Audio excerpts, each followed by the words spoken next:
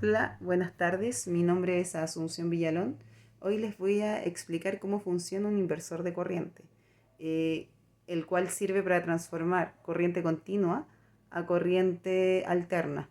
Esto se debe utilizar ya que en muchos casos, por ejemplo, cuando hacemos transformación de acumulación de energía solar a través de paneles, se hace en una batería, la cual acumula energía y la entrega como corriente continua, por ejemplo, y nuestros electrodomésticos son alimentados a través de corriente alterna. Entonces, la mejor manera de hacer esto es transformando la energía con un inversor de corriente. Entonces, en este caso, les voy a explicar cómo funciona. Ahí podemos ver un ejemplo de un inversor de corriente, el cual tiene en la parte delantera un interruptor negro, un conector negro y otro rojo, el cual es para conectar la corriente continua. Y por el otro lado, en la parte trasera, tiene unas tomas de corriente alterna. Los electrodomésticos, bueno, como ya había explicado, están diseñados para recibir corriente alterna y en ese caso se debería hacer la transformación y conversión, según lo que ya había comentado. ¿Cómo funciona esto? Lo primero es la generación de pulso. Esta consiste en un número importante de interruptores electrónicos, los cuales se denominan IGBT, controlado por un controlador. Estos pueden abrirse y cerrarse en pares súper rápido para controlar el flujo de electrones, pudiendo controlar el trayecto que toma la electricidad y cuánto tiempo fluye en distintos trayectos. Podemos producir corriente alterna a partir de corriente continua. Entonces, por ejemplo, acá podemos ver un ejemplo de cómo se hacen los interruptores y cómo el controlador va controlando la señal que va enviando para que cierren y abran en paralelo. Por ejemplo, en este caso, aquí en esta imagen, por ejemplo, podemos ver que S1 se cierra instantáneamente con S4 en forma cruzada y S3 instantáneamente se cierra con S2 abriéndose S1 y S2. ¿Okay? Haciendo esto podemos, si cerramos y abrimos los interruptores en pares, podemos imitar la onda que es de corriente alterna, ¿ya? Entonces ahí podemos ver cómo fluye la corriente de positivo a negativo a través de S3 y S2, yendo desde positivo por S2 y devolviéndose por negativo en S3. Y por el contrario, cuando cerramos S1 y S2, cómo fluye la corriente a través de negativo a positivo, a través de S4 por negativo y devolviéndose por S1 positivo. Entonces, aquí tenemos la ida y vuelta como la tiene la corriente alterna. Y con esto conseguimos ondas cuadradas hacia positivo y negativo. Lo segundo es el proceso de transformación. Como la corriente viene de una fuente de bajo voltaje, necesitamos un transformador para convertirlo en una tensión más alta.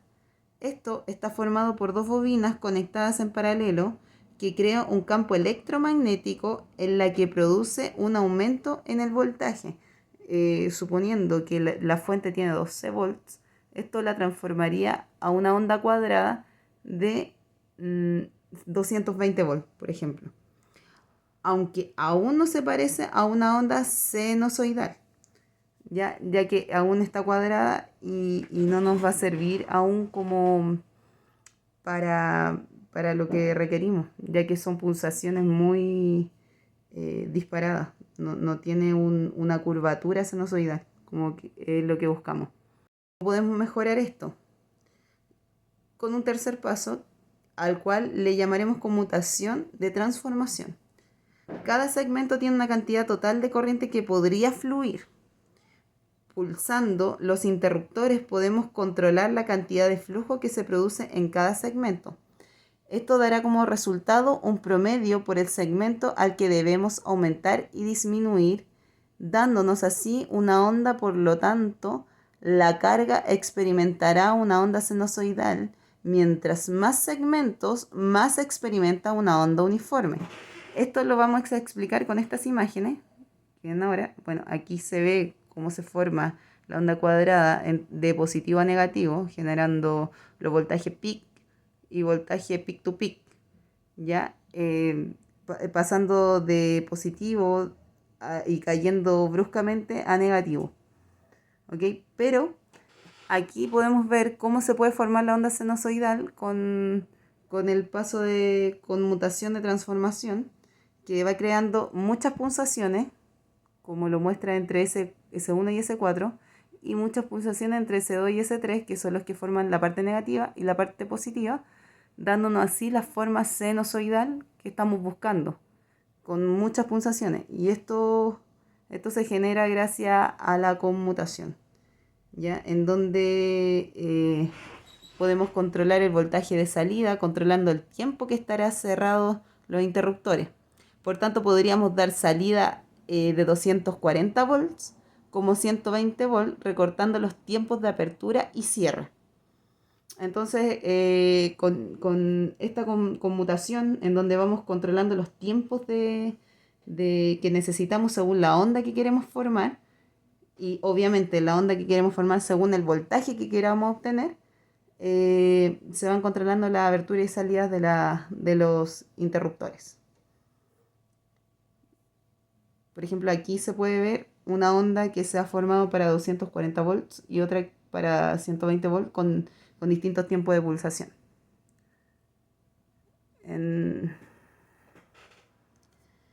Y también otra cosa que podemos controlar es la frecuencia, controlando el tiempo de los interruptores, dando salida a, por ejemplo, 60 Hz, 50 o 30, lo que sea necesario según lo que se requiera o para lo que lo necesitemos usar. Y así, usando IGBT, transformación por ancho de pulso y transformador, podemos lograr el cambio de corriente continua a corriente alterna. Aún así, si queremos más energía, necesitaremos otro tipo de inversores, los cuales son llamados inversores trifásicos. Estos inversores, por ejemplo, nosotros ya creamos esta onda, que es solo una onda sinusoidal para hacer corriente alterna, pero necesitamos, por ejemplo, más potencia, ya no un monofásico, sino un trifásico, por lo que necesitamos otro tipo de conversor. Las aplicaciones de mayor tamaño requieren un inversor trifásico, como lo son grandes industrias. ¿Ya? Entonces, aquí hay un ejemplo en donde se funciona con distintos capacitores.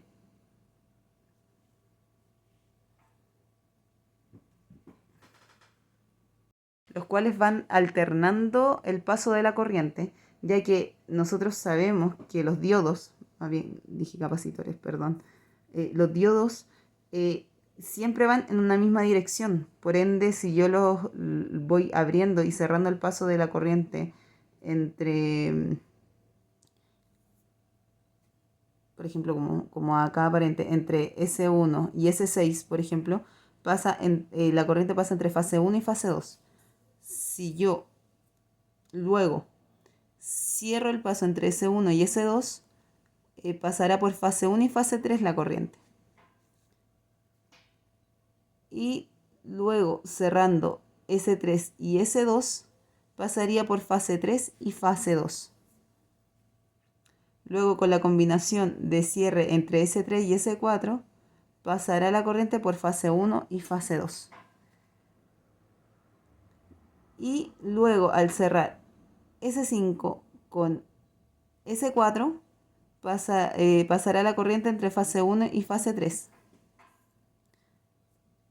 Y como sexto y última combinación, cerraría S6 con S5, pasando la corriente entre fase 2 y fase 3. Y así en esos 6 pasos alternaríamos entre positivo y negativo el paso de la corriente en las tres distintos tipos de ondas, como sale en el centro de la imagen, emulando una onda sinusoidal, o tres ondas sinusoidal más bien, para generar una corriente trifásica. Obviamente, al igual que el otro, al igual que el ejemplo anterior, aún tenemos una onda cuadrada, ¿ya? Y debemos corregirla, obviamente, de la misma manera que se corrigió en la anterior. Y eso fue con una conmutación de transformación, ya la cual es controlada por, o sea, esta se produce a través de unos controladores y, y va a controlar el paso según la frecuencia que necesitemos, de la la abertura y cerrada de los interruptores. Y así podemos crear la corriente alterna en este caso también. Bueno, y sin nada más que decir, esta es mi explicación al funcionamiento de un inversor de corriente de corriente continua a corriente alterna. Me despido, ojalá no se haya extendido tanto, yo creo que sí, pero espero se haya entendido bien todo lo que quise explicar. Hasta luego.